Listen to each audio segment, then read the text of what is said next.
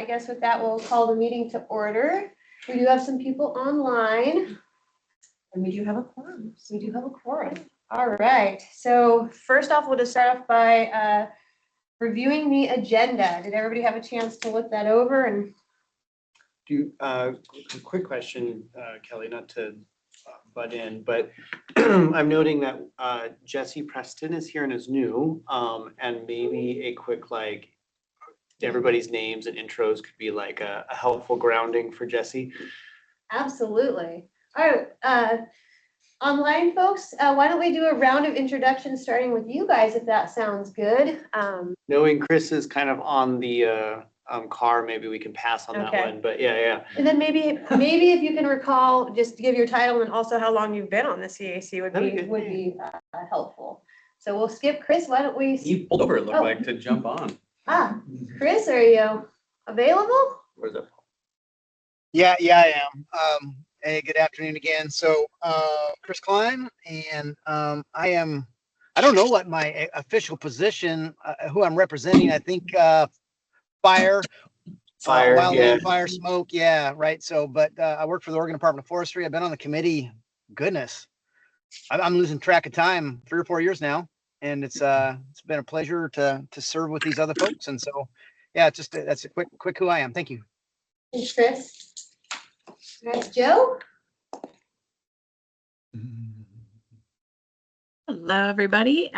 Joining you virtually today. Good to see you and good to see you, Jesse. Jesse and I get to work together with Lane County Public Health. That's where I am. That's where I'm representing. I'm in the emergency preparedness program. I've worked with LRAPA folks for some years, kind of partnering on different air quality projects and things. And as far as being on the CAC, I think it's definitely under a year. We're talking like September, I think, is when I officially began with y'all. Perfect. Thank you. Paul? Yes, I came in a minute late. Are we just doing a little basic introduction for everybody who might be new?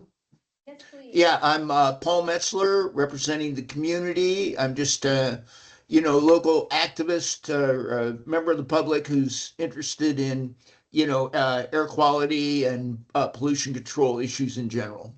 Perfect. Thanks, Paul. Jesse, do you want to introduce yourself again? Might as well. Yeah, thank you. My name's Jessie Preston. As Joe said, I get to work with her at Lane County. I also serve on the CAC for the Lane County CCOs. But here I'm not in any official capacity. I'm just a citizen. So thank you all for having me. Perfect. Welcome. And then I guess we can go around the room. Kelly Wood with Wildish Land Company, representing industry, chairperson. And I'm going on 8 years actually on the CAC. So yeah. Mike Coivola, I'm a citizen representative to the CAC, and I've been on about a year. Next up, please, operations manager here at LRAPA. Just visiting, Mike Posey with Northwest Hazmat, and we work with LRAPA periodically, so kind of made sense to be here. Hi, Evelina Davidova. I represent industry. Been here for, 5-6 years. Wow, yeah. And Travis Knutson, director here with LRAPA. Matt Sorensen, public affairs here with Lane Regional Air Protection. I'm Colleen Wagstaff. I'm the asbestos and enforcement manager here at LRAPA. I'm Heather Brevell, and environmental coordinator. Great. All right. Thank you. Good call. And so looking at the agenda, there was a little modification because the rules are still being looked at. So we're just going to go over the rulemaking process here later. So you guys will see that slight modification from the original plan. But if there are any proposed changes or not, we can go ahead and approve the agenda. So any changes, any additions? All right, hearing none. So moved. Thank you. I have a second. Second. Evelina. All right, we'll go ahead and proceed. All right, so public participation, I don't see anybody online. We do have Mike here who introduced himself from Northwest Hazmat. I had reached out just thinking that we were going to beginning conversations on the asbestos stuff. I think this Thought is a good grounding kind of place anyway, so. I yeah. figured just kind of seeing what the meeting's all about, and we had talked about, just inviting people who might have interest to even just see a regular meeting. And so, yeah, feel free. I don't know if you have anything you want to, any public participation to start with, or any questions for us off the bat? Okay, perfect. All right, so then we'll move on to the approval of the January 27th meeting minutes. Let's note that. Okay, yeah, so I did note one thing on the roundtable, that it had me as giving an update on the community health improvement plan, but that was actually Joe. So I did notice that. Did anybody else see? One other correction on the roundtable, the first item says Peter Metzler asked about Bakelite, and that was me instead. Oh, gotcha. Whoops, sorry, I sure messed up. Okay, I'll fix that one as well. Peter was thinking it, but. Oh. All right, well, with that, I would, is there a motion to approve the meeting minutes with the amendments?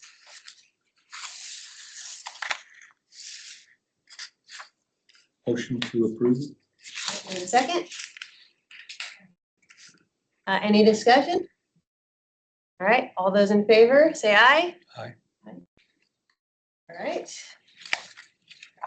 All right, moving on to the board meeting overview. I'll pass it over to Travis, Yeah, please. thanks Kelly, thanks everybody. I'll be a little prompt so we can have some better discussion on the asbestos rulemaking that we're about to head into.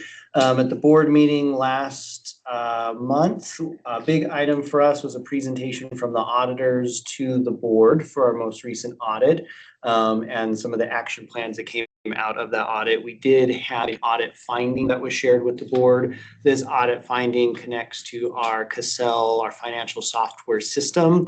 Essentially, when we were moving into our software system, we did not have our subsidiary ledger balancing with the general ledger before we made the software conversion. That was the finding last year. This year's finding is still connected to that because we're working through Cassell on our end on that subsidiary map of how our subsidiary ledger goes to our general ledger. Resolution has been brought before the board, which they approved and signed, and our plan and commitment is to have that issue routed by the end of April of this year. So it's not a reoccurring issue in the audit finding last year. But beyond that, the audit was good. Our single audit, which is the deeper dive that they do if you have federal dollars over $1 million, which we do because of our target airshed grant, that single audit came back with no findings or anything there. So that was a positive thing. The next item that was on the agenda was to elect the chair and the vice chair, but the board voted to delay that election until this upcoming board meeting in March. So we'll be revisiting that agenda item then. We appointed our budget committee members and our budget officer. So Christina Ward, our finance manager, she'll be the budget officer for our budget process coming up. And we had the appointees of one new budget committee member as well as the reappointing of others. We still have budget committee seats. So if there's any citizen advisory committee members who would like to also be on the budget committee, we can entertain that and get you on there by the next meeting. The budget committee meets an hour at 11 a.m. before the start of the board meeting, which begins at 12:15, and it's on the second Thursday of each month. Also the board elected to appoint Jesse Preston to the CAC. That was an item that was done. And then we gave a share out of our Oak Ridge Air report. So our targeted airshed grant where we do wood stove change outs in Oak Ridge. There's 2 grants that we have for that program. The first of the 2 grant has concluded. And so it was a share out to the board of the take homes there from that wood stove swap out program. And so far the program has connected with of the single family residential homes in Oak Ridge. 12% of those homes have been improved or benefited from this program. And we're not done yet. We still have about another 35 more homes to move through the program. So that was a real positive share out that the board appreciated seeing. And then had the director's report where reported that all air quality was good aside from some of the air stagnation that we've been seeing through the winter. And that was a real fast overview of the board meeting. Perfect. Well, thank you. Yeah, that presentation on the Homewood heating thing was pretty. Yeah. Yeah, it was great to see all the success of that. And there was some, encouragement for maybe future opportunity to expand that program. Yes, it's always just a matter of like where the funding stream is and can we be competitive enough to get it. But it's interesting to see on paper that these things, coming to fruition and Yes, happening. yes. Perfect. All right, well, we can move on to the rulemaking process overview. Hand it over to Colleen. Is that? I think what we'll do is we have a presentation to share. Sorry, that was, Who's leading this one? I'll lead this one on that. Colleen. Surprise. Thank you. So I asked, wanted to give this presentation to share out with what the CAC's role and expectations can be had as we go through this process, as well as what some of that like kind of public perspective can be as we begin this process. So we have a citizen advisory committee, which we're required to under state rules to have for us as a governing committee. Whenever we go through a rulemaking process, part of a healthy rulemaking process is to get that committee's feedback to say, well, from a perspective, in these rules and the intent of whatever the rulemaking needs to be, here's what we're thinking about making changes to. Does this land well? Are there questions that we need to be thinking about? With this being asbestos related, it's like, well, who's all the stakeholders that need to be at the table to make sure that they're involved in these questions or in these conversations? And then from there, we then move into the formal process. So if you want to hit the next slide for me.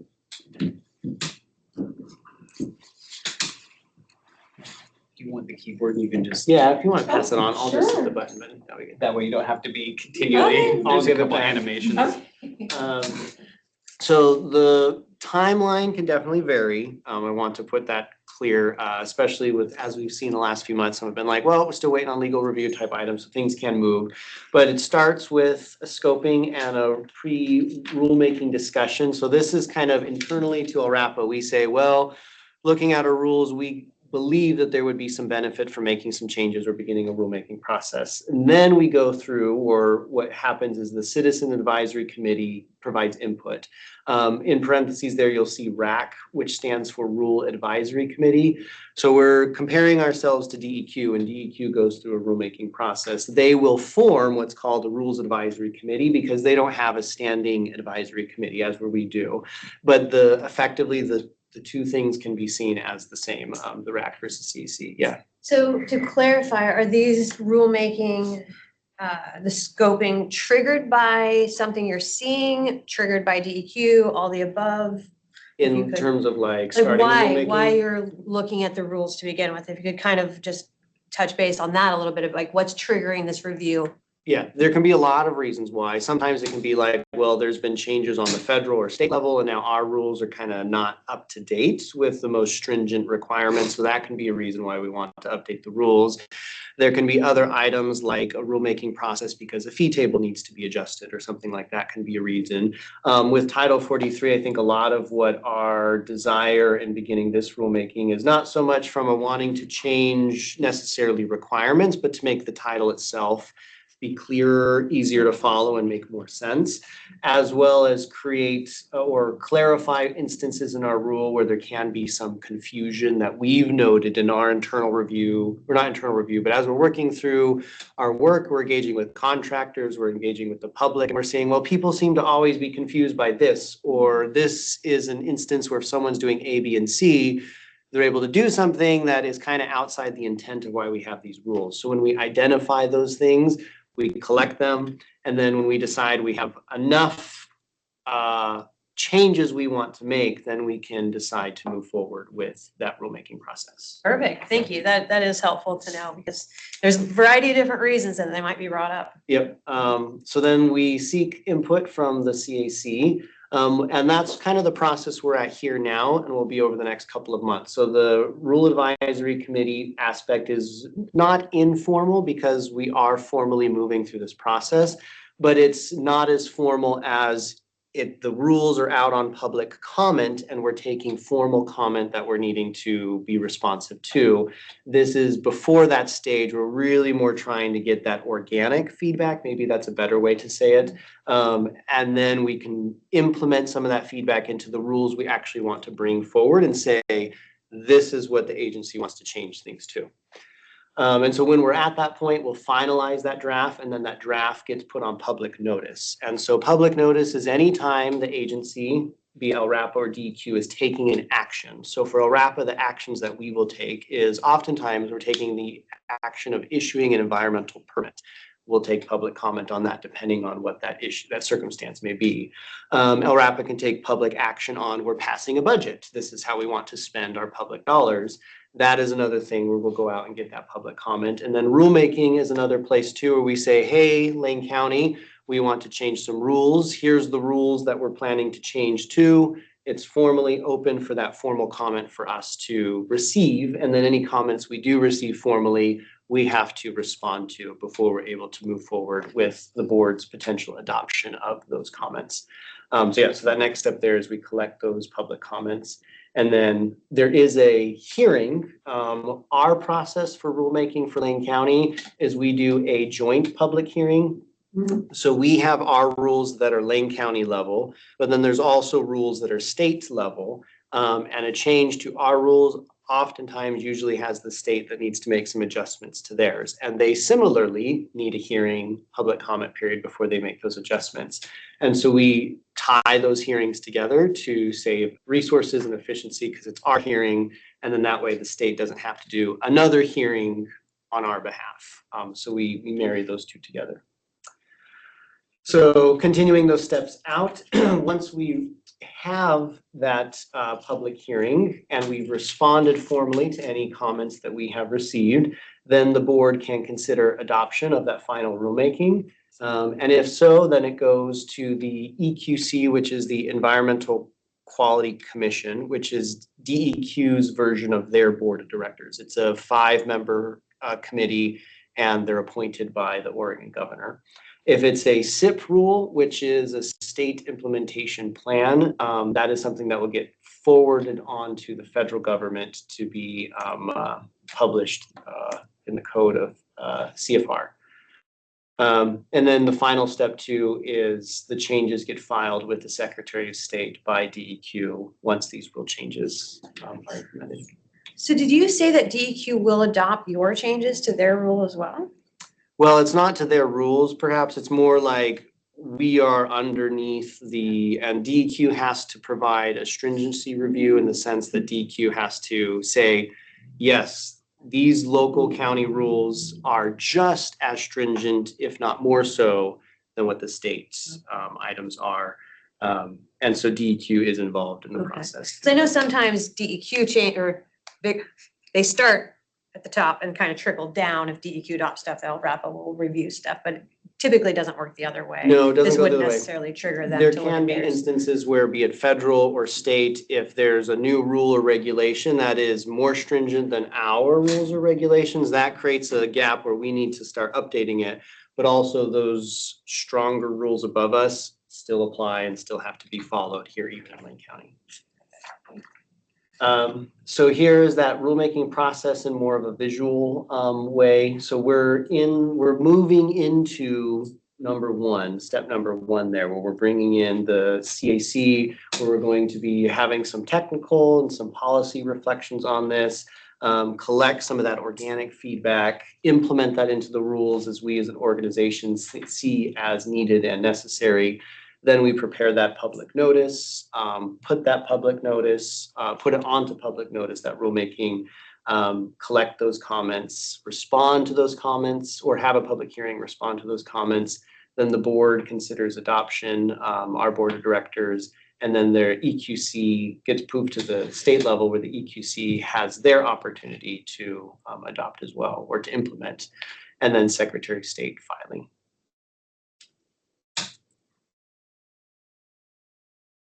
So as I mentioned a little bit earlier, what the CAC's role is in this rulemaking process. So this is essentially to give us some of that organic feedback. You know, some of the items like the CAC saying, hey, we need to make sure some asbestos representations in the room.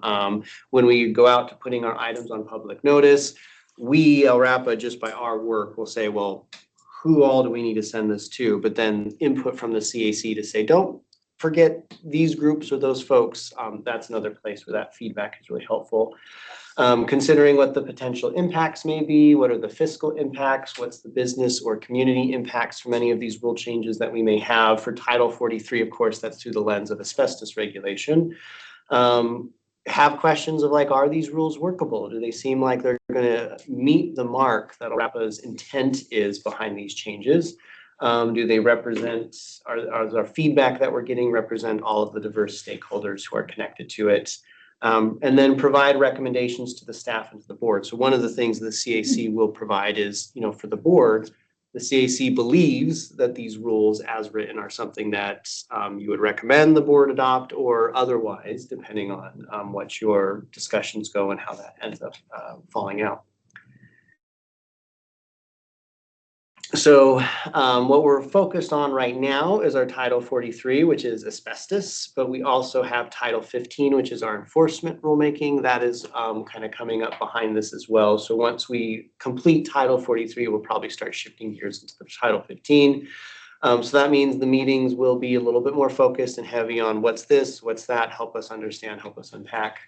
And the input is really what helps us make sure that if there's any changes that would refine our process or rules better, we're really interested in those perspectives.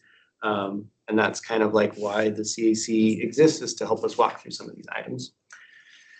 So yeah, so that was just a couple slides to kind of help put north, south, east, west for everybody of where we're at and where we're heading.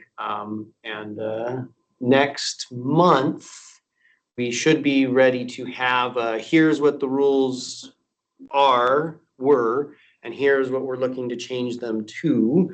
And then here's a kind of a draft notice to propose rulemaking of here's like the packet that we would go with it that says our explanation as to why we're making these changes, sharing them out with the CAC so there's time to see it, digest it, have some conversations. I think that will be March's meeting, and then probably a meeting past that as well to say, okay, now that we've seen it and we want to think on it. And that will be some of the like, well, where's the CAC at on us going through this? And are we ready to move into the next step of this process? I think that moving with a good intent would be really healthy for us, but at the same time, like making sure that we're giving it the time it needs is important. Yes, sometimes it takes time to digest and for things to sink in. So, you know, having them even with the agenda when we send that out so that people can try, if you can, find the time to review them in advance, because it's interesting to me how many times I can read through something, but it doesn't quite like click, you know, and so having that before we come together could. Well, and I mean, that's kind of like exactly how the process is supposed to go, in the sense of like what essentially is the CAC saying like, help me understand this aspect here. I don't totally understand. And then we explain, and then it's either like, oh, okay, I get it. Or even that is data in of itself to say, well, there was some confusion here. Maybe this is an opportunity to clear up some of that organic confusion that exists. Absolutely. And from different perspectives, because different Yeah. things when you're a homeowner, right? Versus like a business and those expectations. So Yeah. great. No, that was super helpful. In fact, I could see you taking the first few slides and having that on the website for just general understanding of how the rulemaking process works. So Well, it's, we take out our CAC specifics, but yeah. what's hard with the rulemaking is it's a slow process that can take many months. And there are kind of a few things moving in parallel that just adds to the complexity at first. But once you kind of get your brain around it, it's not too bad. What's the influence on public comments over the whole process? Like, is there a significant influence or? There can be. I mean, so we're looking for comments, what we consider to be substantive comment, which is I want to comment this thing and here's my objective reasoning behind what that comment is, as opposed to what's considered to be a non-substantive comment, which would be more of an opinion of like, I think this is a bad idea. And it ends there, you know, but more of a, I think this is a bad idea because A, B, and C, that's objective and tangible, you know, like that kind of comment. What that does is because we're required to respond to it, if someone says, I think this is a bad idea and here's my reasoning behind it, it forces us to reconcile that reasoning and either agree, say, oh, that's a good point. That was a perspective we weren't fully incorporating. And then that can translate into some changes in the rules. Or we understand that reasoning, but here's our reasoning as to why this is the way it is. And so it just provides that dialogue. So a perspective or opinion isn't ignored or looked past. Perfect, thank you.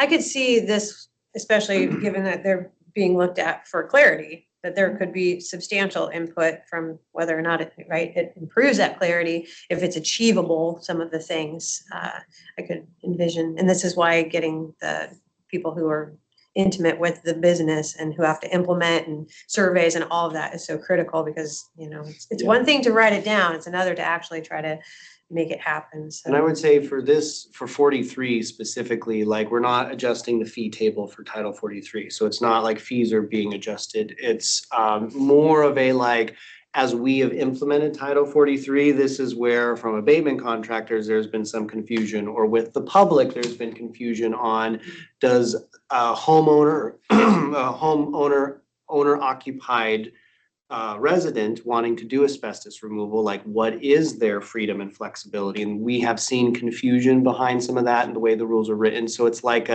can we move these in different order so it just intuitively makes sense as you're reading through it? This language, changing it from that to that, makes it very clear what we're trying to mean. That's what this rulemaking will do a lot of, trying to clean up in that regard. Nice. Requirements. I remember this came up a few years ago with all the RVs being abandoned, right? And people not wanting to tow them. Yeah. Because then they assumed liability for disposal, which raised a whole nother can of worms about surveys. So yeah, there's definitely some room for clarity. All right, any questions online? Comments? Paul. Yeah.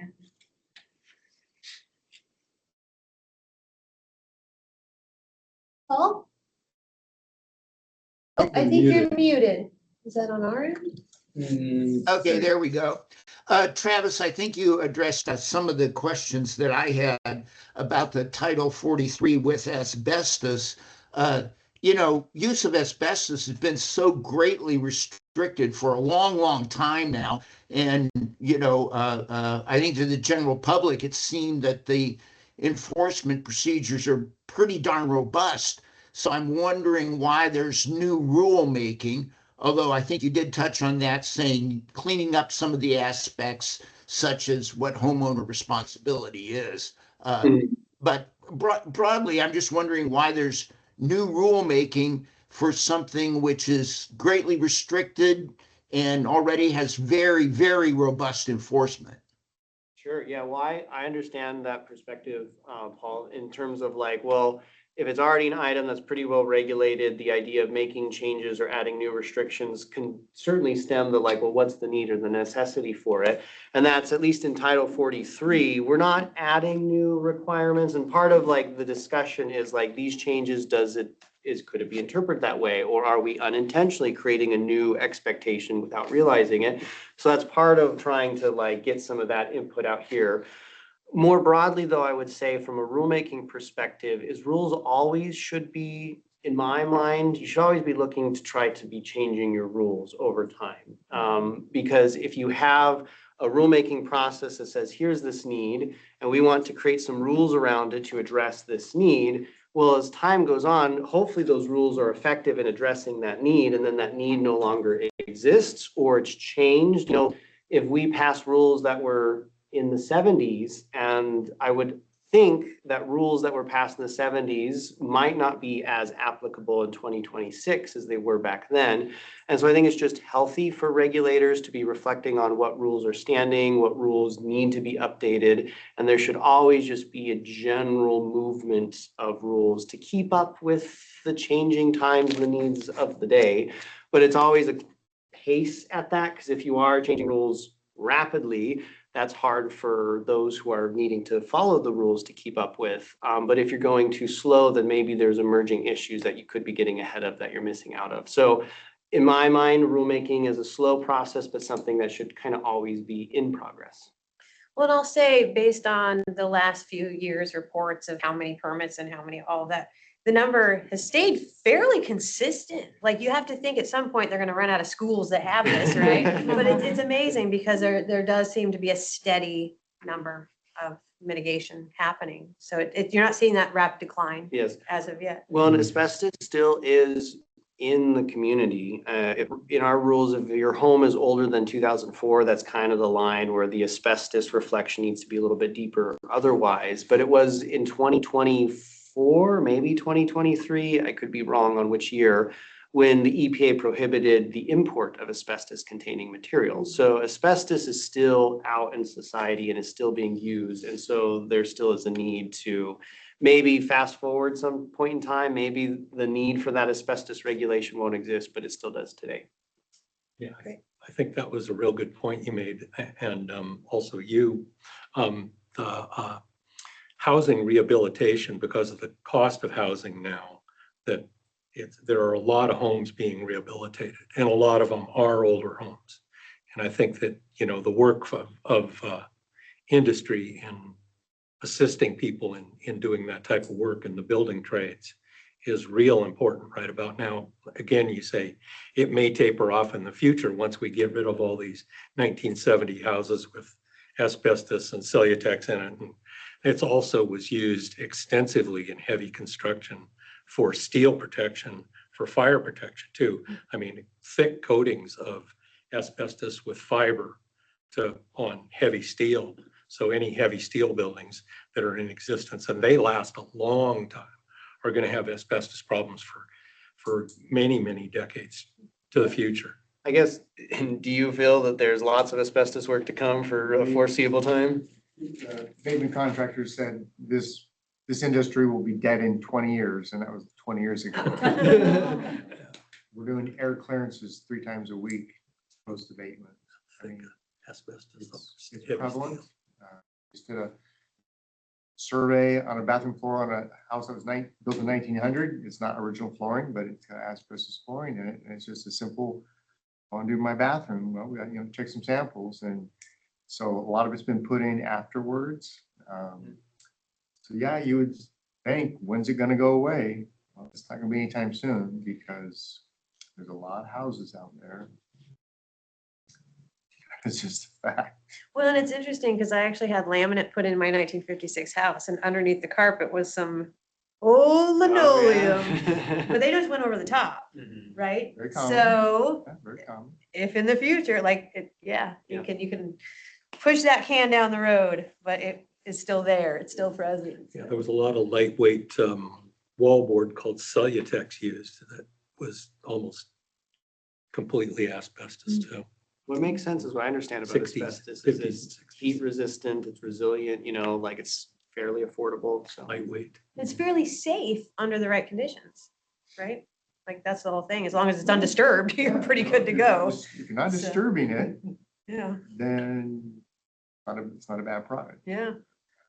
It's a big what if. Seen something today, I don't want to derail, but we're talking about community advisory committee and organic input. It warrants more conversation we could talk about later, but with the enforcement of the agencies like Glenwood requiring, they're getting pushback, so it's gone on to the customer to have surveys done before they go to the dump, because the dump is turning them away. Where's your report? So that's good, because it was just going there. So things like the dump sends them to us, where you need to have the stuff in the back of your trailer examined. So now it's not a house, it's a debris pile. Does it need to be regulated? I said, your report is more expensive than your dump fee. And if it comes back positive, now you have to offload it or separate it. So that was one thing that was created by, more enforcement. And then the other is the companies that are distributing the drop boxes for demos and stuff. they're requiring reports. And so we get calls from homeowners, I need to have this surveyed, or I'm just doing siding, it's wood siding, but they won't give me a drop box until there's a report. And I'm like, yeah, they are the gatekeepers to the disposal, so they can ask you for whatever they want to. And no, wood siding does not have asbestos and wood trim does not have asbestos. So if that's relevant at some point, we could talk about more about that. But that is an example of how a little push here has created some downstream changes. And once or twice a month, we get yeah, Glenwood said I have to have this tested. When are you guys open? Come on down, we'll help you out.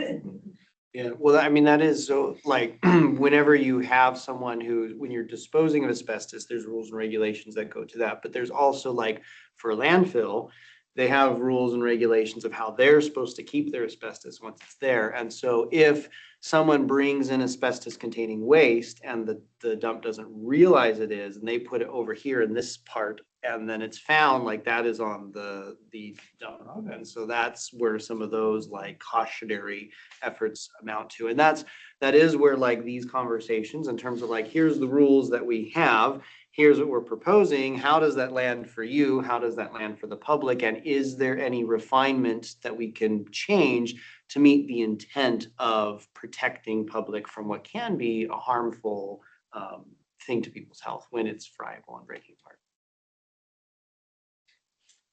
Great. Any other comments online? Any questions? I guess we can just kind of segue into the I next guess piece. also expectations for the CAC is before our next gathering, we'll send to you what those new like rule A versus rule B, like what we're changing Like to. red line. As well as our proposed notice of rulemaking, the draft version of that. So those will be two items that we can commit to be sent to the CAC before our March meeting. Will be included in our materials that we publish with the CAC meeting. And then I think will be what we will start to engage on. So hopefully there's enough time between now and then. I think we're pretty close to being able to send those to you. That if there's questions or items that are noted of like, hey, this is how we want to engage on this. And then I think Kelly, yourself, and then Evelina, in terms of like an agenda, how do you potentially envision us walking through and taking questions or engaging on aspects of that next meeting? Okay. So. Will you remind the group about how many pages? I want to say, I think we talked about the difference between the two titles and what is more substantial than the Let's see, other. give me a second, I can. Because an hour is not a long time Yeah. to get in, especially line by line. And I tend to be the kind of personality that does line by line. So we might have to Well, maybe we can share the document via email and then just the proposed changes versus, yeah. Any clarifications and, okay. instead of That sounds like a going good page plan. by What's page. called a crosswalk that's available that Heather helped us construct. It literally takes you from every single thing, here's before, here's after, so that could help consolidate, yeah. Yeah, and a lot of the things like, for example, like there's a change that we're doing is if the number is under 10, we're spelling the word out versus, writing, because that was some inconsistency. So there are a bunch of small little things that are like Scribner cleanup type items. And then I think what we would pull out and be like, here's the like bigger things. And so some of that dividing of like, where's the worthwhile discussion points? I think some of those will become more apparent as well. Mhm. But I don't have my page numbers on here in the Word item, but It's over 50, I but was, under 60.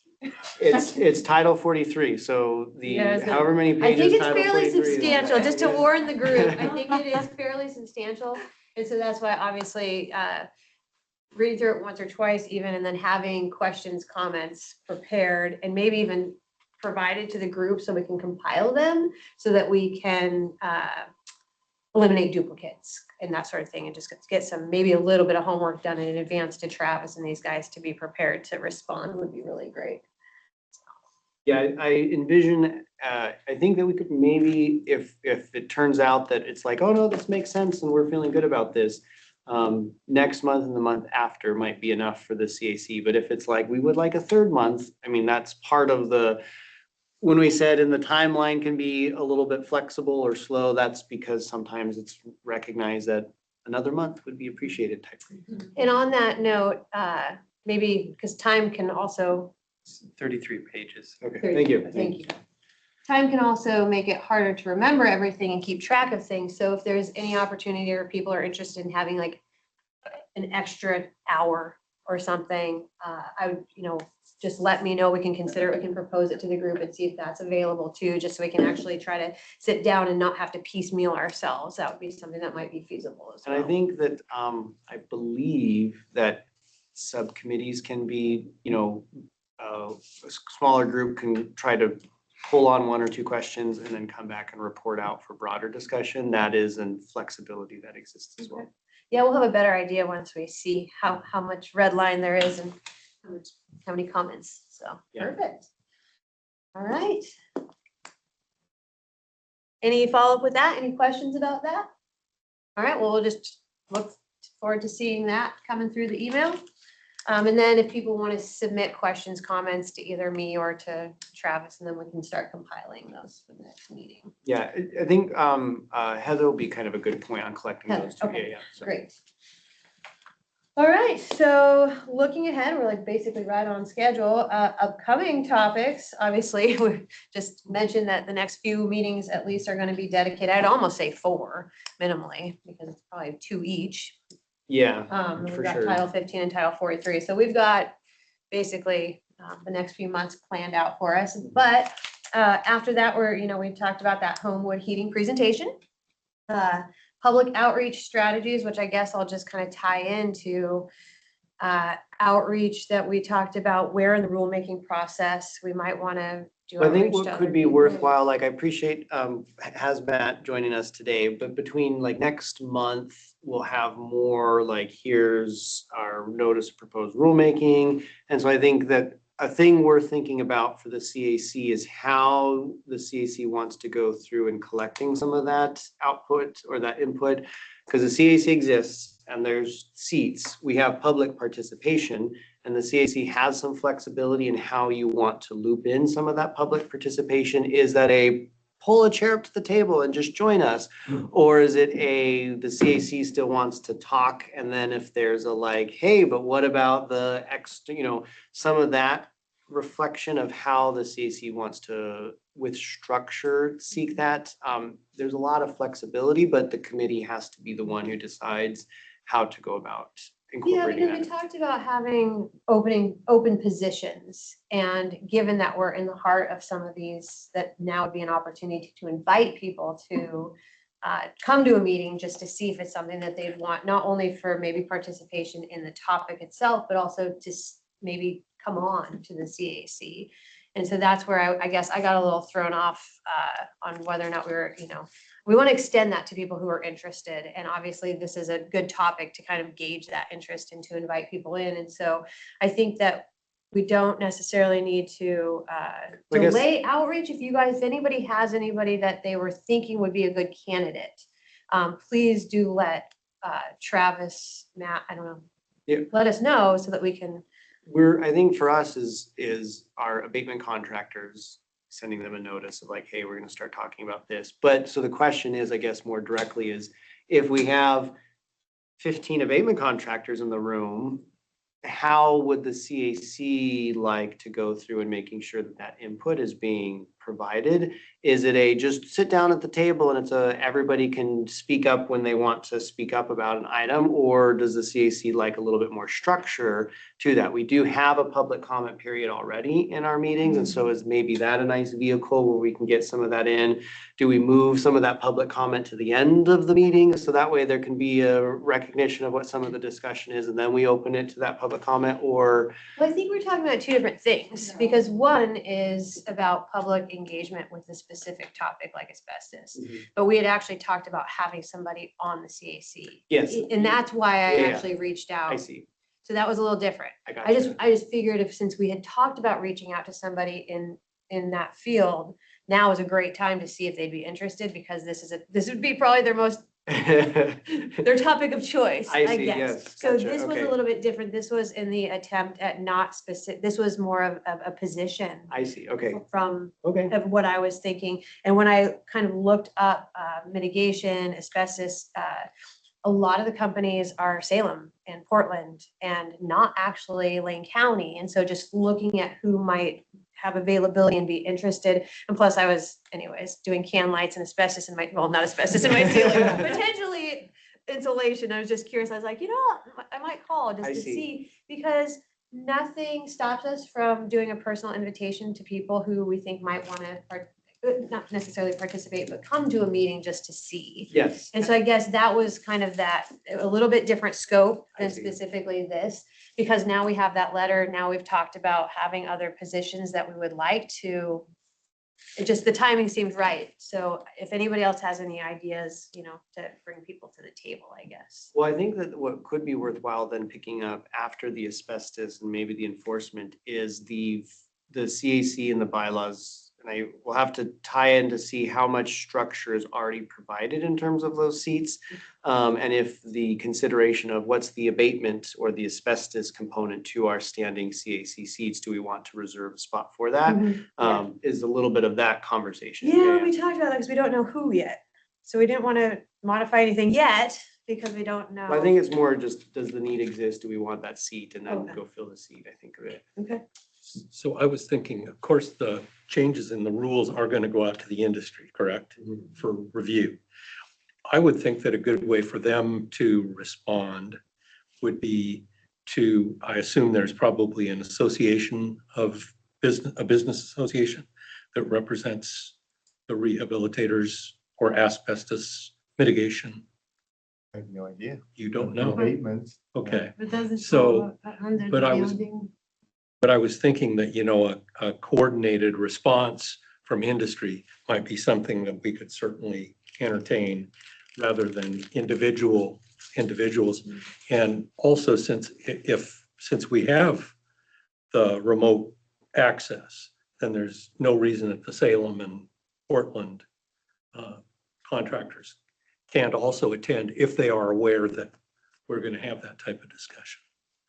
But I think, we could certainly cut out a block of time for their response. I think it'd be a good thing. So is it kind of if I'm kind of hearing what you're suggesting, is the idea being like a send out that says, here's our notice of proposed rulemaking, here's the different, or the rules that the CAC is going to be thinking on, look at it, and as an aggregate, what that feedback you may have at this time and place at this CAC meeting, there's going to be a public comment opportunity where it'd be great for you to bring that aggregate feedback or perspective to the CAC.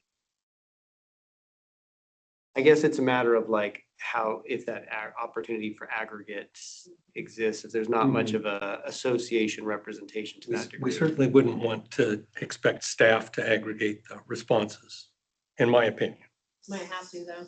So just for clarification, are you proposing that the CAC do a reach out to the contractors and industry that are affected by the rules? Mhm.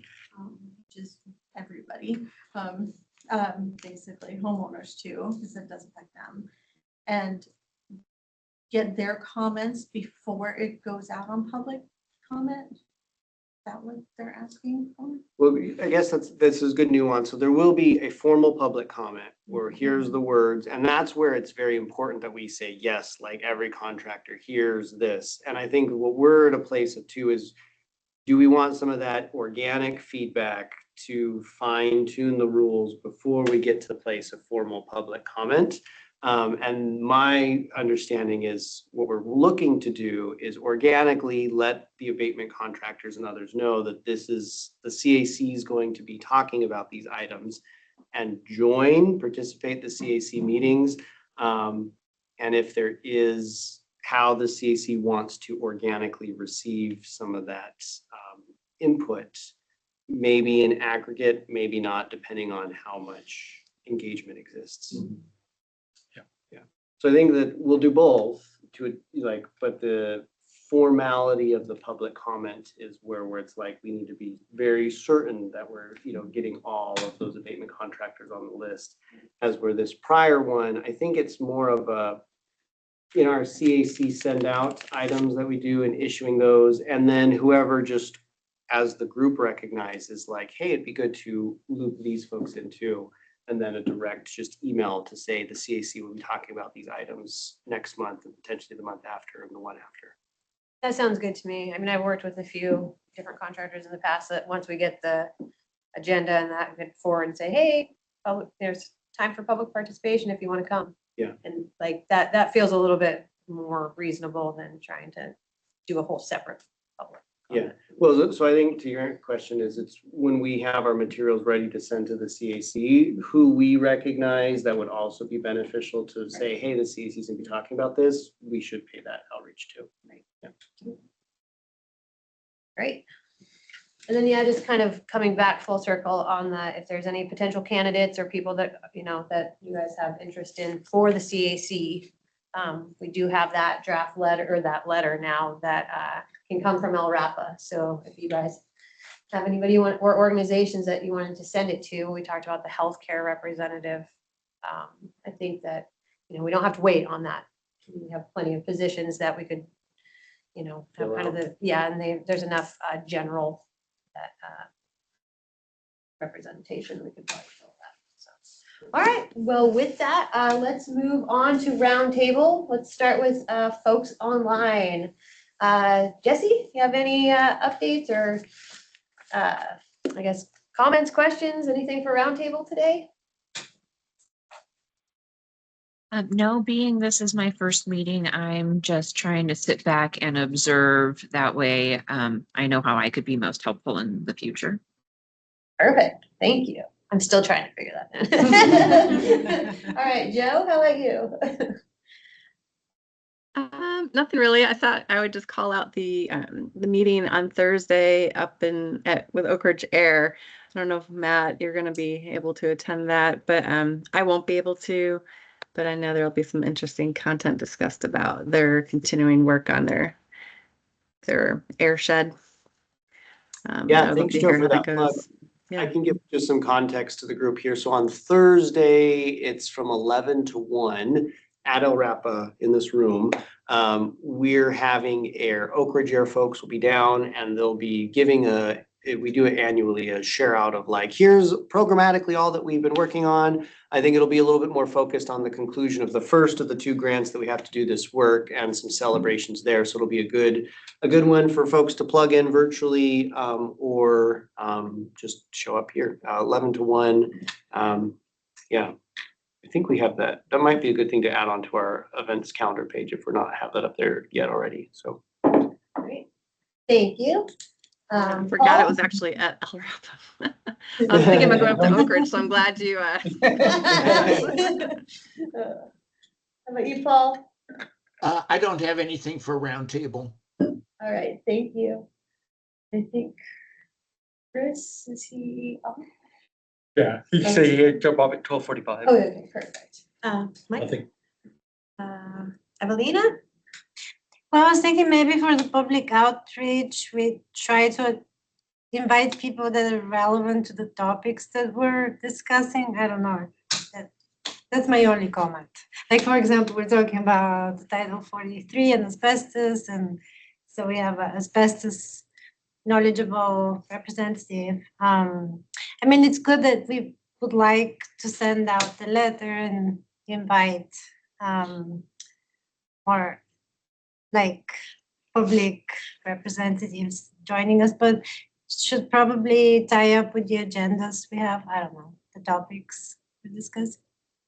Yeah. is that more of what you're saying is like a recognition of, well, this month the CAC is going to be talking about these items on the agenda. So who might be interested in that? And can we send out, we send out our agenda just through our normal things, but what's the other email or direct outreach to whoever it may be that says, hey, FI, you might be interested this time and place, join us. That's exactly what I had in mind. Thank you.